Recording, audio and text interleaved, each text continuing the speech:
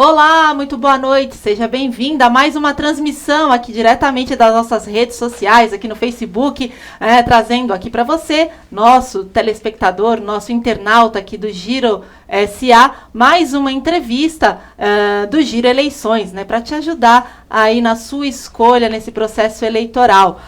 Para me ajudar nessa entrevista de hoje, eu conto com a participação do meu colega aqui de trabalho, João Felipe Cândido. Muito boa noite, João. Seja bem-vindo, né, retornando, agora começando para valer aqui as nossas gravações. Boa noite, Vanessa. O período vai ser bem intenso, né? Então, é isso. Vamos lá. Muito trabalho aí pela frente para escutar, né, todos os candidatos, as propostas, para contribuir, né, com quem nos acompanha, para ajudar, né, na hora ali do voto, que é um período muito importante. Exatamente. Como o João disse, o nosso objetivo aqui nessas entrevistas, nessas transmissões feitas pelos canais do Giro SA, é justamente te ajudar a escolher aí, fazer a sua escolha na hora do voto no dia 2 de outubro, né? É muito importante essa escolha, que essa escolha seja feita de forma consciente, né? Para a gente eleger aí representantes que de fato vão defender os nossos interesses na Câmara, na Assembleia, na Presidência e no Governo do Estado. Bom, o nosso entrevistado de hoje é morador de Santana de Parnaíba desde 2003, mas ele já atuava na região desde 1988, quando começou a trabalhar no plano urbanístico de Alphaville, do bairro de Alphaville, aí em Barueri. Ele defende a bandeira de severo controle fiscal, a desburocratização e a maior liberdade econômica, pautas que, segundo ele, facilmente são alcançadas com a adoção do Bitcoin, né? Que aí a gente vai falar um pouquinho, que é uma moeda bem conhecida aí, né, de todos nós. Bom, o nosso entrevistado é o Cleverson Fiuza, mais conhecido como Fiuza, e eu começo dando boa noite para o Cleverson e agradecendo aí a oportunidade, né, de você vir aqui aos nossos estúdios para conceder essa entrevista e falar um pouquinho sobre as suas propostas. Muito boa noite, Vanessa. Muito obrigado pela recepção. Obrigado, João. Estou aqui à disposição para você explicar o porquê da minha campanha, por que o Bitcoin, por que a gente pode fazer um mundo muito melhor com essa nova moeda. Bom, Cleverson, então Fiuza, né? Vou chamá-lo de Fiuza para a gente ficar, né? Bom, Fiuza, eu começo perguntando para você, né? Eu sei que é a sua segunda disputa eleitoral, né? A gente estava conversando nos bastidores. Você disse que é a sua segunda disputa, mas por que retornar, né, à disputa eleitoral? Você disputou em 2018, por que voltar à disputa agora em 2022 para deputado federal? Bom, Vanessa, é o seguinte, a necessidade de a gente mudar o país precisa ser feita alguma coisa. Então, todos os candidatos do Novo, de uma certa forma, eles estão indignados com o que a gente vê na política, com essa forma que está sendo tratada. E a gente faz o seguinte, fica com a indignação, a gente transforma isso em ação. E a ação não pode ser uma ação revolucionária, aquela ação de panfletagem, de quebrar tudo. Não é assim que funciona a política. A política tem que ser feita conforme as regras. E conforme as regras você tem que se candidatar, tem que se expor lá e chegar, colocar com o maior número de representantes em Brasília ou aqui na Assembleia, daqueles que defendem a nossa bandeira, que é a liberdade econômica, que é o desenvolvimento, que é a desburocratização, que é a diminuição do governo, que é a diminuição dos gastos do governo e diminuição, consequentemente, da diminuição dos nossos impostos. Então, se a gente quer mudar alguma coisa, a gente tem que agir, tem que participar, tem que se inteirar do assunto. E é por isso que eu estou, pela segunda vez, me candidatando a deputado federal, sempre pelo Partido Novo. Bom, antes de passar para a segunda pergunta que meu colega vai fazer, a gente vai para um rápido intervalo e, na volta, a gente vai dar sequência aí às perguntas ao Fiuza. Então, não saia daí que a gente volta já.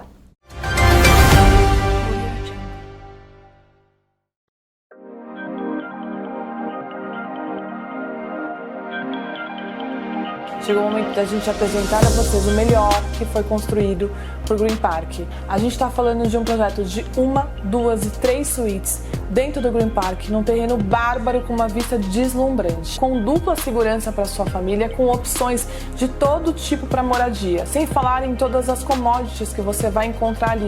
Você consegue fazer tudo a pé da melhor forma possível. Esse é o On The Park.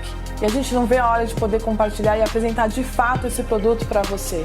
O mundo visto de cima, ele com certeza é mais bonito. E é exatamente essa vista que a gente preparou para todos os nossos clientes. Chegou a hora de realizar o seu sonho e você já sabe que é com a CML.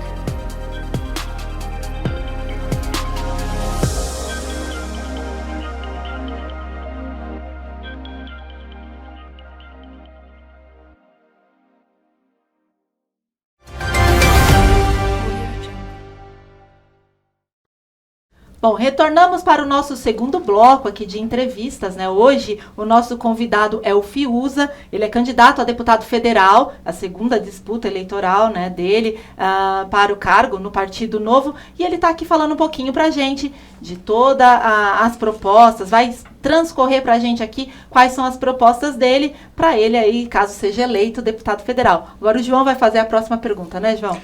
Obrigado, Vanessa. Candidato, muito boa noite. Boa noite, João. O senhor é um dos defensores do Bitcoin. Em termos práticos, de que maneira que o Bitcoin poderia contribuir com a economia do país e, consequentemente, aqui da região? João, quando você ou eu, ou a Vanessa, ou qualquer um, gasta mais no final do mês, como é que a gente faz? A gente recolhe no mês seguinte, a gente tenta encolher um pouco nossos gastos, ou pega um empréstimo, mas de uma certa forma a gente acaba honrando nossos compromissos, né? O governo, como é que ele faz? Ele recolhe os impostos, gasta mais com os impostos. Aí o que ele faz quando gasta mais com os impostos? Pega empréstimos. E quando os empréstimos também não são suficientes, ele imprime dinheiro. Simplesmente ele imprime dinheiro. É como se a gente pegasse uma nota de R$100, colocasse no scanner, uma impressora e conseguisse imprimir. Isso, na minha concepção, é falsificação. Mas como é o governo que faz, é ele que pode fazer, não é falsificação. Mas qual é a consequência direta disso daí? É a inflação. O nosso dinheiro acaba se diluindo de valor, gerando inflação. E o governo sempre acusa a guerra da Ucrânia, acusa a subida do petróleo, enfim, alguma externalidade que não é verdade. A única causa da inflação constante que nós temos no Brasil já há muitos anos, embora seja menor do que foi antes de 94, é a emissão de dinheiro, quer dizer, é a impressão do dinheiro que a gente não pode fazer. E o Bitcoin, o que acontece com o Bitcoin? O Bitcoin não é uma moeda que ninguém controla. É uma moeda que não pode ser impressa à vontade de nenhum governo, ela não pode ser adulterada, não pode ser confiscada. Então, se nós adotarmos o Bitcoin como moeda corrente, nós não vamos nos livrar dessa irresponsabilidade que é o governo de imprimir dinheiro à vontade para pagar as custas que ele não consegue segurar. Certo. Inclusive aqui na região já há até construtoras vendendo empreendimentos por meio do Bitcoin, correto? Tem, em termos, na questão do dia a dia mesmo prático, ele já é adotado? Enfim. Ele está sendo adotado onde o governo acaba criando dificuldades. Por exemplo, tem um amigo que mora lá em Recife, a cunhada dele morava na Alemanha e queria vir para o Brasil. E queria trazer o dinheiro da Alemanha para cá. O governo da Alemanha está criando muita dificuldade em trazer o dinheiro para cá. Aí ele sugeriu, traz em Bitcoin e eu te ajudo a comprar aqui. E foi o que ela fez, transferiu em Bitcoin, que sai na hora praticamente, em questão de 1 hora já estava o dinheiro aqui no Brasil. E por sorte, o apartamento que eles estavam comprando, o rapaz aceitava o Bitcoin. Então, aonde o governo falha, o Bitcoin vai acabar suprindo essas falhas e acabar substituindo a moeda. A Argentina, por exemplo, hoje nós estamos vendo lá que a Argentina está com uma inflação de 70%, 80% ao mês. Então, o que os argentinos estão fazendo? Querendo comprar o dólar para poder se resguardar, ou o Bitcoin, que também tem a mesma potencialidade, aliás, mais forte do que o dólar. Então, onde o país falha, onde o governo falha, o Bitcoin naturalmente está sendo adotado como uma solução, ou pelo menos para amenizar os problemas que têm sido criados pelos governos. Obrigado, Vanessa.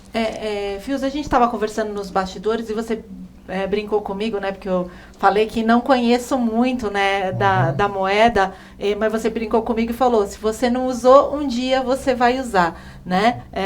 Como regulamentar essa situação, né? Você fala de tornar ela uma moeda legalizada, não sei se eu estou falando o termo certo, né? Uma moeda que circule, né? Vamos dizer assim. Como fazer esse trâmite? Por que ainda não aconteceu? Como regularizar? E para quem tem medo, o que falta, por exemplo, para mim que sou um pouco mais conservadora, vamos dizer, O que a pessoa precisa ter para começar a utilizar o Bitcoin? Então, a minha proposta é que o governo não deveria controlar a moeda. A moeda ela surgiu naturalmente nas trocas voluntárias. Então, para a gente não precisar trocar chinelo por beterraba, por exemplo, a gente acabou inventando dinheiro, que é uma mercadoria intermediária de troca. Isso surgiu naturalmente. Depois veio o governo que se apossou do controle da moeda e que dificultou demais a nossa vida. Então, o que o governo pode fazer para o Bitcoin funcionar bem é não atrapalhar o funcionamento do Bitcoin. É não tentar regulamentar, não tentar se apossar, não tentar controlar essa moeda. Então, o meu objetivo de chegar lá em Brasília não é criar lei para poder regulamentar, oficializar, enfim, é para proteger o Bitcoin de forma que ele possa surgir naturalmente, como tem surgido nas comunidades mais desprotegidas do governo, por exemplo, né? E a dica que ficaria para uma pessoa que tem um pouco mais de receio de começar a utilizar o Bitcoin? O que ela precisa ter de certeza que ela não corre nenhum tipo de risco de estar perdendo algum recurso? O Bitcoin é uma tecnologia muito nova. Imagine a gente, por exemplo, em 94, 97, começando com a internet. Como é que funciona a internet, né? Eu vou querer mandar uma carta, mandar e-mail, como é que é essa história de e-mail que eu não conheço, né? Então tem que realmente se aprofundando a tecnologia nova, conhecendo a tecnologia, começando a pesquisar. O YouTube tem vários vídeos ensinando como começar a mexer no Bitcoin. Primeira coisa que precisa ter é a informação seguinte, que o Bitcoin é uma coisa boa, é uma coisa que vai valorizar muito a nossa economia, vai facilitar muito a nossa vida e que temos que ir atrás. Porque muita gente, como eu, por exemplo, quando eu conheci o Bitcoin, achei que era uma moeda de joguinho, aquela coisa que era uma moda, qualquer coisa assim. Demorei muito para perceber a potencialidade e a disruptura que é o Bitcoin. Então, o primeiro conselho que eu dou para quem não conhece nada de Bitcoin é humildade. Eu não conheço Bitcoin, ouvi dizer que é uma coisa boa, eu vou atrás investigar. Indo atrás investigando, começa com um pouquinho de dinheiro, você vai baixar um aplicativo, são as carteiras que nós chamamos, aplica um pouquinho lá, vê como é que funciona, vai sentindo, brinca um pouquinho, passa para uma outra pessoa, devolve, vai se habituando com a moeda. Mas vai sempre investigando, porque o Bitcoin é aquela coisa que não é para você confiar, é para você ir atrás e investigar você mesmo. Descubra você mesmo a potencialidade do Bitcoin. Só que para isso a gente precisa ter que o governo não atrapalhe a gente, não proíba, ou não tente proibir, porque ele não vai conseguir proibir, mas tem pelo menos que ele não atrapalhe a gente nesse aspecto. Ok. Candidato, só para continuar ainda nessa seara aqui das questões econômicas, qual que é a opinião do senhor com relação ao que dizem, né, de o governo criar, o senhor já falou que não é favorável que o governo administre, né, a questão financeira, mas uma renda universal. Qual a sua visão a respeito disso? A pergunta que acho que todo mundo deveria fazer para qualquer política é: quem vai pagar essa conta? De onde vem esse dinheiro? Então, para o governo é muito fácil ele prometer as coisas, por exemplo, ele pegar vários empréstimos, porque ele vai pagar de alguma forma. Como é que ele vai pagar? É imprimindo dinheiro. Só que quando imprime dinheiro, como eu falei há pouco, acaba gerando inflação. E, infelizmente, quem mais paga a inflação são os pobres. São as pessoas que não têm como se proteger. São aquelas pessoas que não estão protegidas no sistema bancário, que têm algum rendimento, algum dinheiro que deixa lá, não tem às vezes nem nenhum rendimento para deixar em banco. Então qualquer coisa que o governo prometa fazer, renda universal, bolsa não sei o que lá, Auxílio Brasil, alguma coisa desse aspecto, tem um custo, e esse custo quem vai pagar em última instância é a população, e a população mais pobre é quem vai ser mais penalizada com esse custo. E taxar as grandes fortunas, não seria uma alternativa? Seria ótimo se as grandes fortunas não fugissem do país. Se a gente conseguisse taxar as grandes fortunas e as pessoas ficassem no Brasil, ótimo, talvez funcionasse alguma coisa, apesar que a grande fortuna somada você vê que não é tão representativa assim. O problema é que essas pessoas estão muito bem informadas, elas se protegem, normalmente até com o próprio Bitcoin, e vão para um outro país onde não tem isso. Então, também não acredito isso como solução. Obrigado, Vanessa. Fios, eu queria que você falasse um pouquinho mais assim, sobre as suas propostas voltadas para a área econômica. Além do Bitcoin, tem alguma outra proposta para esse setor de economia? A nossa economia é muito complicada. Em questão de impostos, em questão de como pagar esses impostos, a gente precisa facilitar muito a vida daquele que gera riqueza, que são os empresários. Quem são os empresários? Os microempresários, o pipoqueiro, o rapaz da padaria, o feirante, o fabricante, enfim, todos eles, de alguma forma, produzem riqueza e têm muita dificuldade em produzir essa riqueza, porque se esbarra na burocracia, perde muito tempo e energia com a burocracia. Então, nesse aspecto, acho que é importante a gente facilitar a vida ao máximo dessa parte da população, que é realmente quem gera riqueza. Ok, bom, a gente vai para mais um rápido intervalo. Na volta, a gente continua o nosso papo, candidato a deputado federal Fiuza. Então, não saia daí que a gente volta já. Escuta a batida do nada, ela vira dançarina.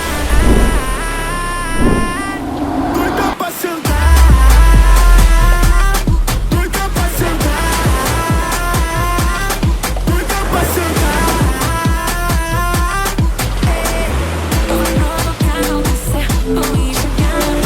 Tô provocando você, vou enxergar. Doida pra sentar.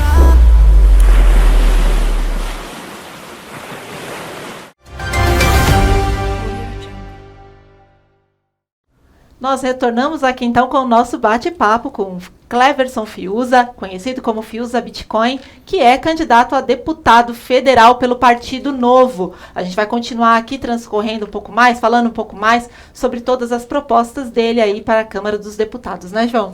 Exatamente, Vanessa. E eu já tenho mais uma pergunta para o candidato. Pois O senhor é arquiteto, Sim.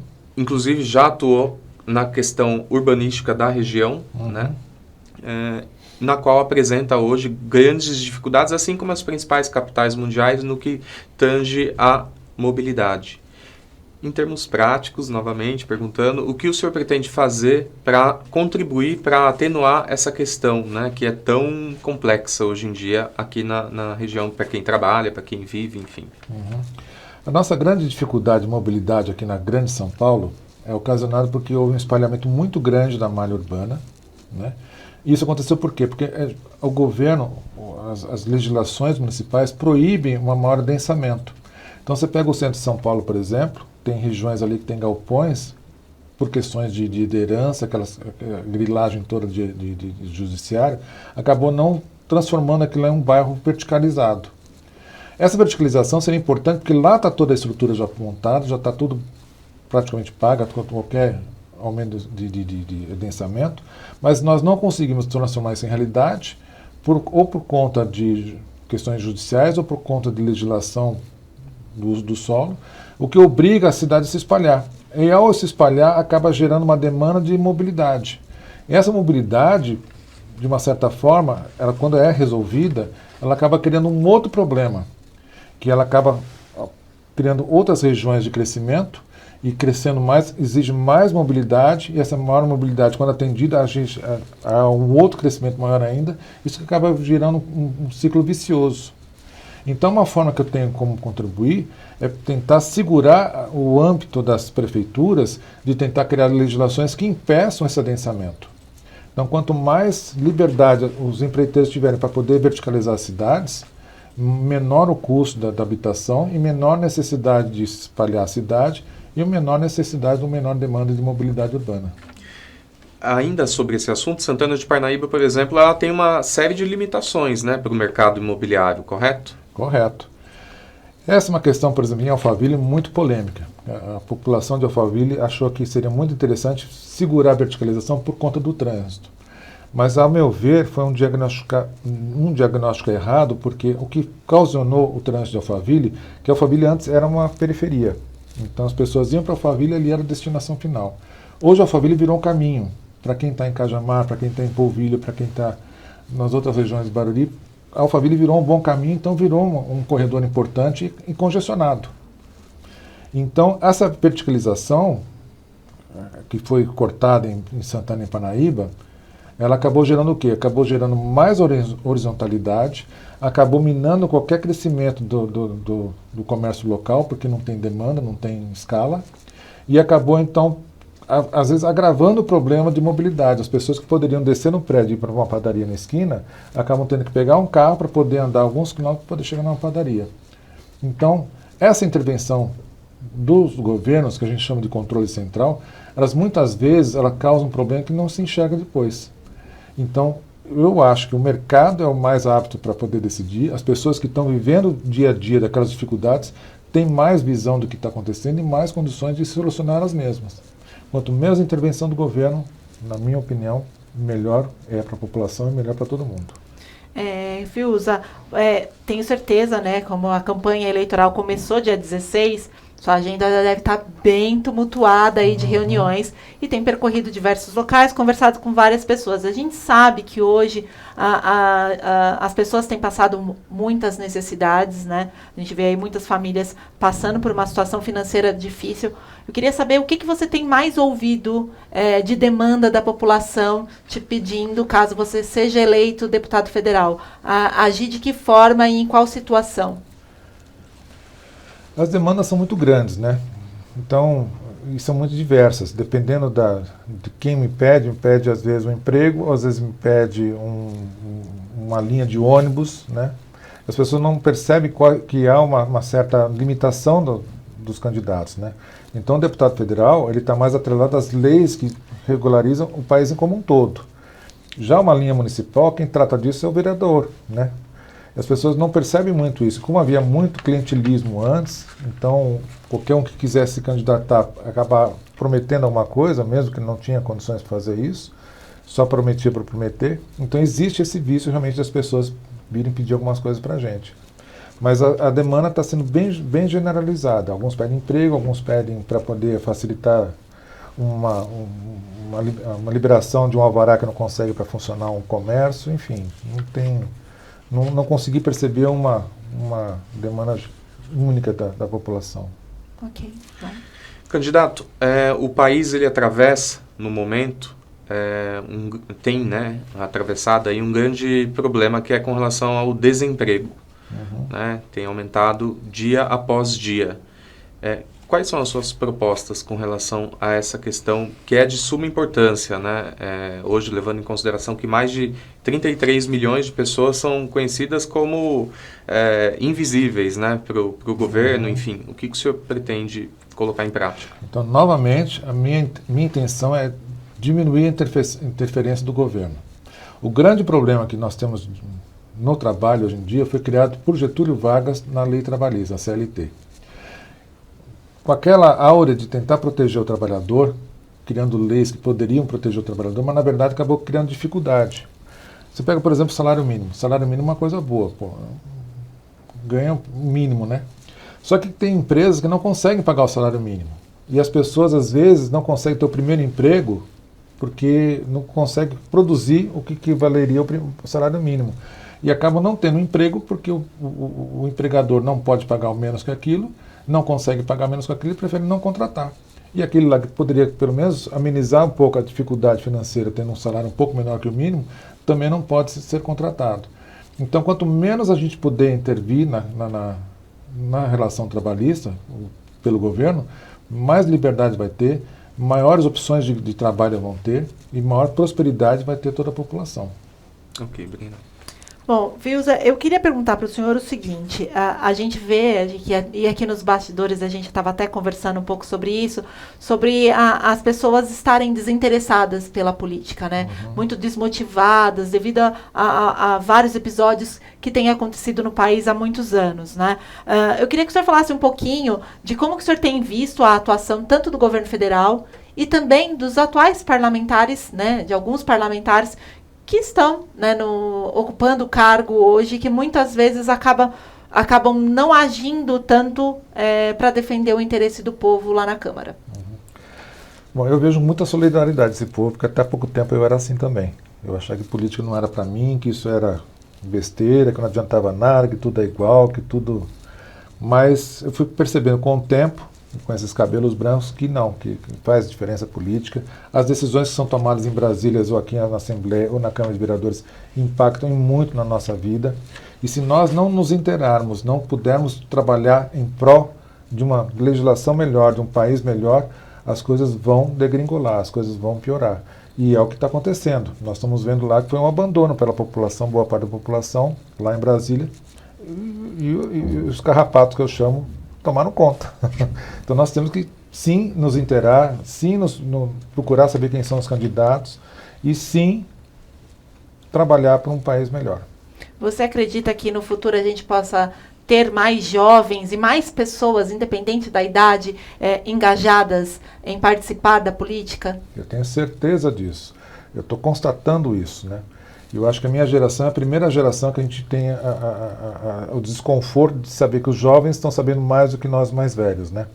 Seja a questão da informática, a questão da comunicação, essa proliferação de meios de comunicação, o próprio espaço que nós estamos ocupando aqui agora, não existia 20 anos atrás ou 10 anos atrás, praticamente, né?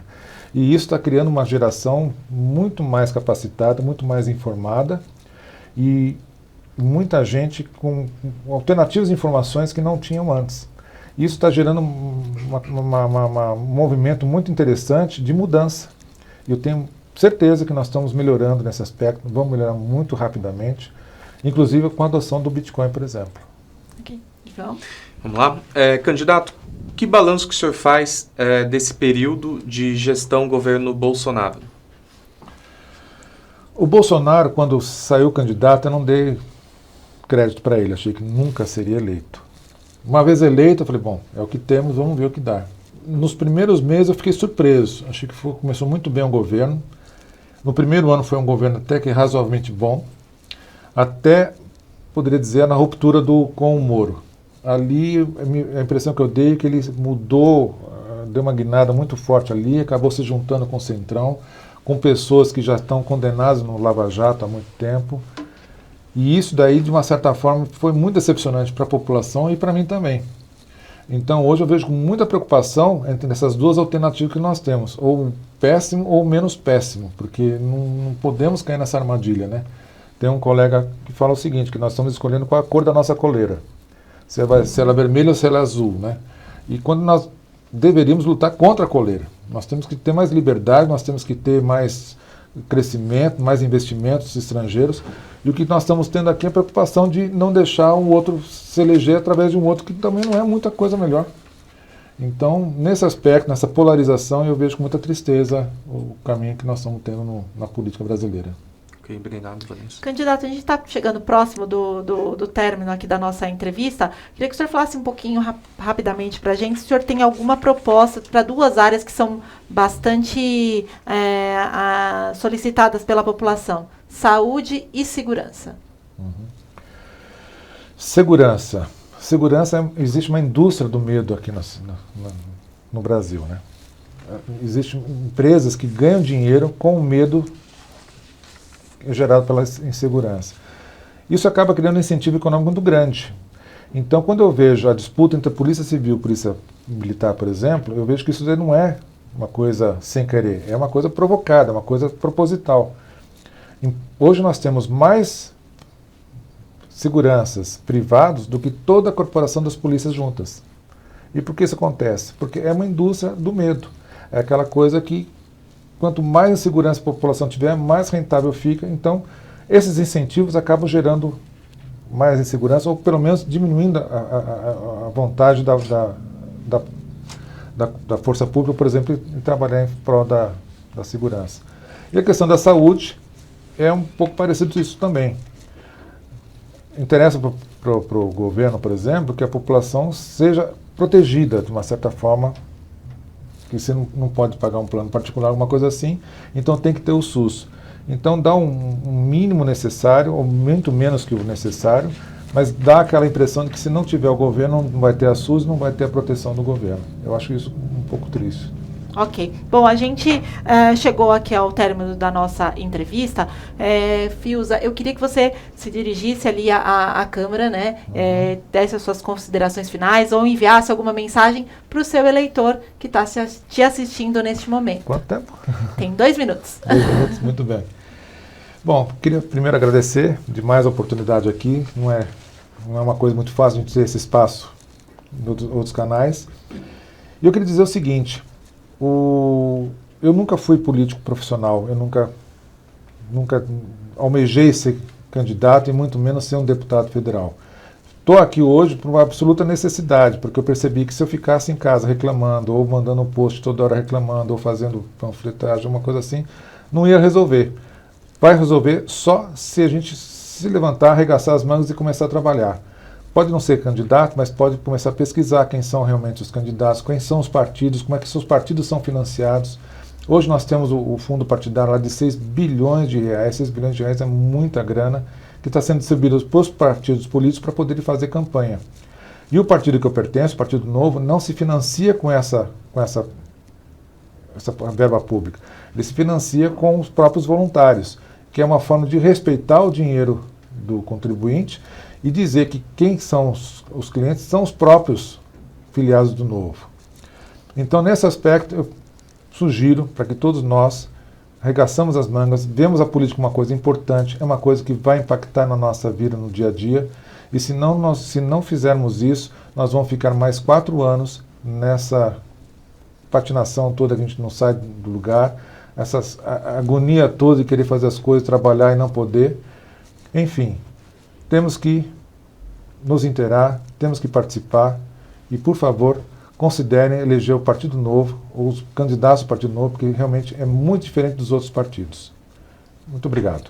Obrigada, viu, Fiuza? Quem quiser conhecer um pouquinho mais aí sobre o candidato a deputado federal Fiuza Bitcoin, pode entrar lá no nosso portal, que é o girosa.com.br. É só entrar lá na seção de eleições, que você vai ter lá acesso ao perfil do candidato. Você vai poder conhecer um pouquinho mais sobre a história, pode entrar em contato com ele também através das redes sociais do próprio candidato. Bom, a gente vai para mais um rápido intervalo e na volta a gente vem aqui para finalizar o nosso bate-papo, tá bom? Até já, a gente já volta. Especial Louças e Metais da Village. Renove seu banheiro e cozinha com os menores preços. Revestimento só R$19,90. Furadeira de impacto em até 2 vezes de R$97,99. Compre em nossa loja, site ou WhatsApp. Village, a nossa loja de construção.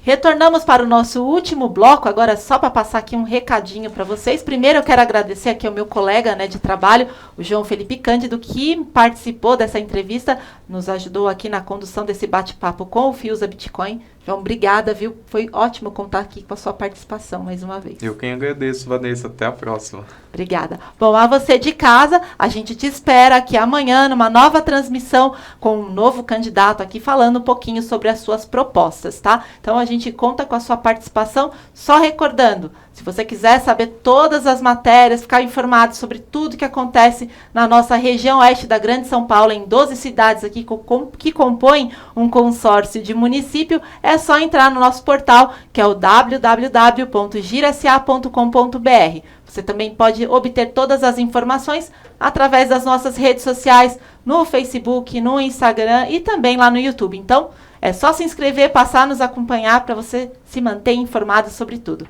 A gente te aguarda aqui numa próxima transmissão. Um abraço. Tchau, tchau.